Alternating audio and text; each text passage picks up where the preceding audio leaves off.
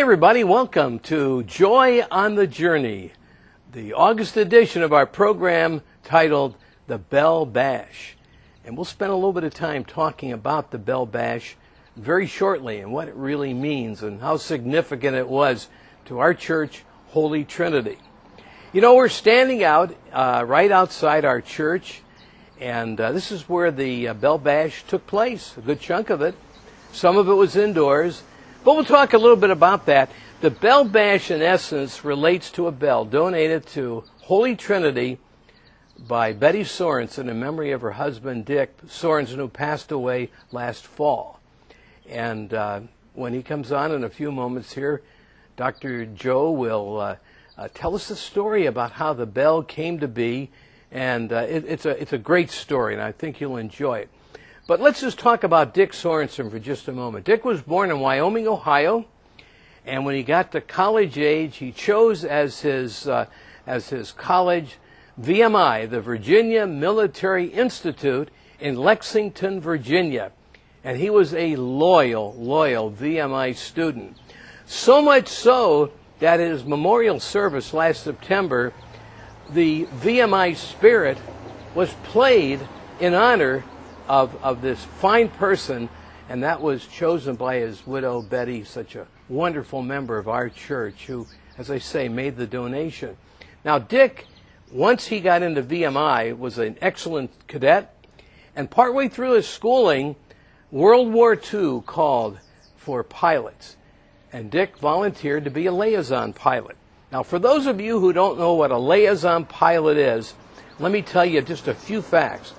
Liaison planes were very, very small. They were totally unarmed, and the individual would use that plane for a number of things, including observation for artillery fire, battlefield observations, taking high brass out to the front lines, always flying at very, very low amounts off the ground, and it was a very dangerous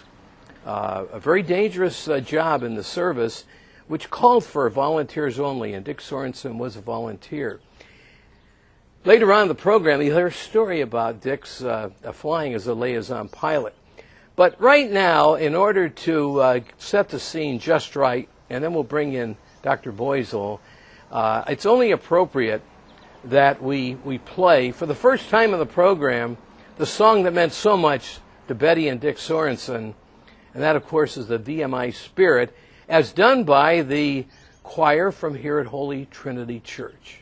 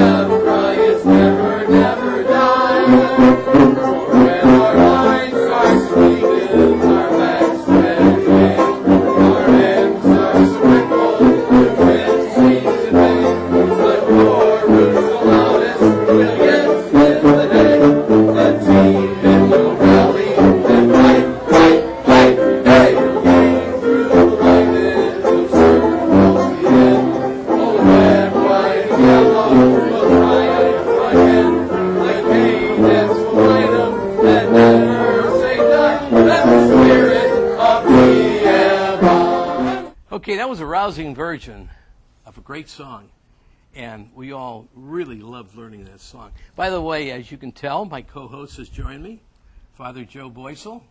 And Joe, tell us about how the whole idea of the bell came to be, because I know you were very much involved with the whole thing. Right. Well, Mrs. Sorensen wanted to donate something to the church as a lasting memory to her husband, Dick Sorensen.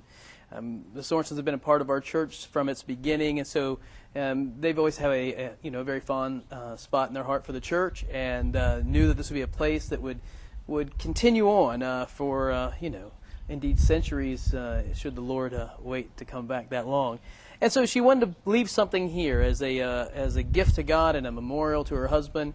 And so she asked me to come up with an idea as to what it could be that she could leave. And so I started racking my brain and grabbed some people and said, we have someone who wants to donate something. Any good ideas? And they kind of gave me some ideas, and I kind of came up with some own. And so we even looked at choir robes. We looked at choir robes. Right. We looked at instruments. We looked Right. and thanks be to God, we don't lack for things around here. So we were in good standing that way. But she wanted to give something, and so I tried to come up with an idea. And one day it occurred to me, certainly probably from the Lord, that a bell would be nice in our church cupola.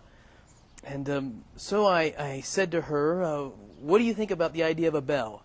And as soon as I said that, her face lit up, and she just threw her hands up. She said, that's it. That's the perfect thing. We need to get a bell. She said Dick loved bells. He loved church bells, and so that would be perfect. And so that kind of got us started on the idea of purchasing a bell for the church.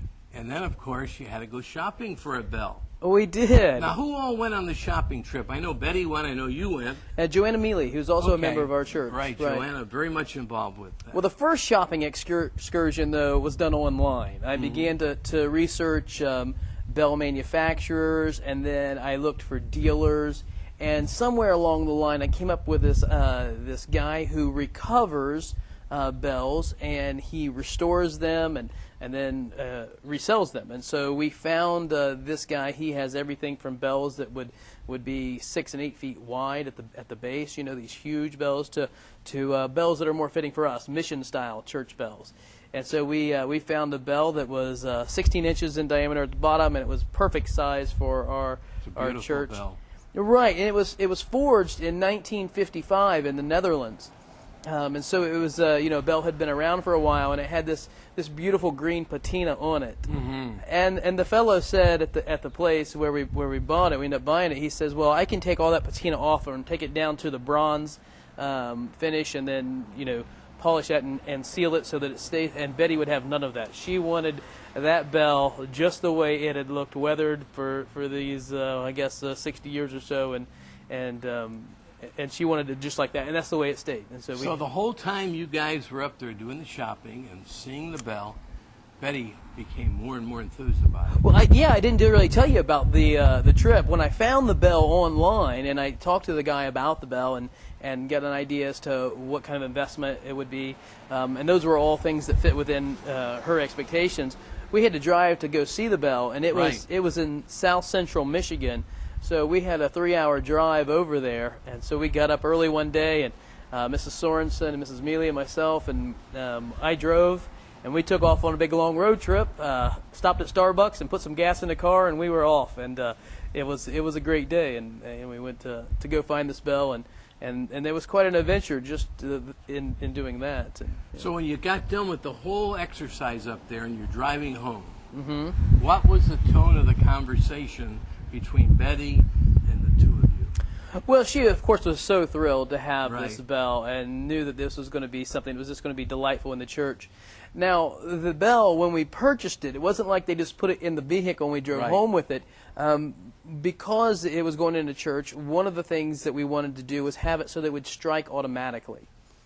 And so there's a company in Pennsylvania.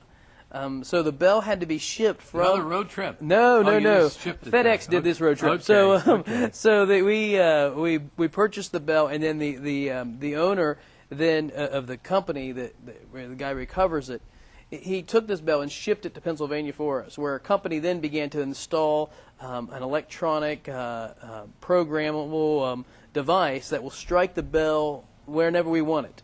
And so we have it programmed to strike during what are called the hours of